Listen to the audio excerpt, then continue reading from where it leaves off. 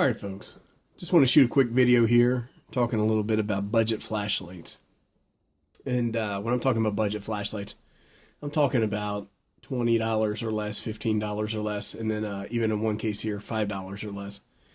And the reason I wanted to talk about these is that they are CREE LED flashlights. And a lot of folks will think that, hey, in order to step into, pretty high-powered flashlight, I got to spend a lot of money or I got to buy a big name brand. And that's not always true. I don't think there's anything wrong with incandescent flashlights like Maglights and things like that. I have some. I have a Maglite D-cell, 4D cell that I keep in the car. But I do like the high-powered CREE LED lights. Both of these lights claim to have an MLT6 CREE emitter in them. And that's where you use kind of like a LED circuit to generate your light, not a traditional bulb. And what's crazy is that particular circuit is rated to generate up to 1,000 lumens. So when you see these things advertised, they'll advertise, 500, 750, 1,000 lumens.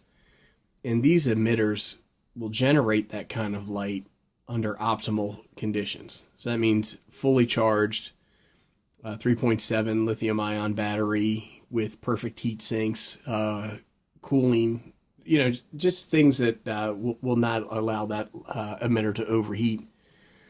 But the reason I wanted to talk about these is that these flashlights, this one is powered by a AA battery, and then you can use regular alkaline batteries. You can use metal halide battery, not metal halide, nickel batteries.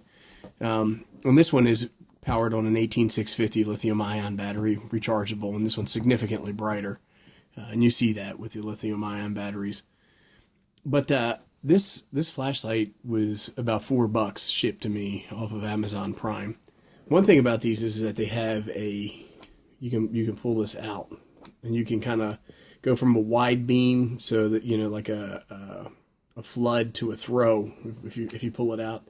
And when you pull it out, the beam actually goes from a circle into a square that's shaped like the circuit. So that's, it's not the best kind of flashlight, but, I think this is probably around 400 lumens is what I would guess. Is consistent with Olights or 4.7s or Phoenix flashlights that I've used. For $4, and then, a couple batteries for $1.50 or more, I mean, you can have a pretty bright, I don't know what this is going to do to this camera, but anyhow, you can have a pretty nice flashlight for $5. And I probably have about 10 of these. I keep one in the glove box of each of my vehicles. I keep them in like EDC bags. There's one in the medicine cabinet. There's one downstairs in one of the kitchen cabinets. The kids love them to play like flashlight tag and stuff like that. And $5, it's basically a disposable light. I'm not suggesting that you throw it away, but who cares if something happens to it or if it has problems in the future. This one is a little bit brighter, and I'd say this is probably around 500 to 600 lumens, and it runs off of an 18650 battery. And now a lot of people will shy away from those, and I got to tell you, if you buy 18650 batteries, be careful. You want to get one that has integrated circuit protection, so you don't burn your house down. Or like I've heard stories where people would leave these flashlights on for extended periods of time, and they get super duper hot.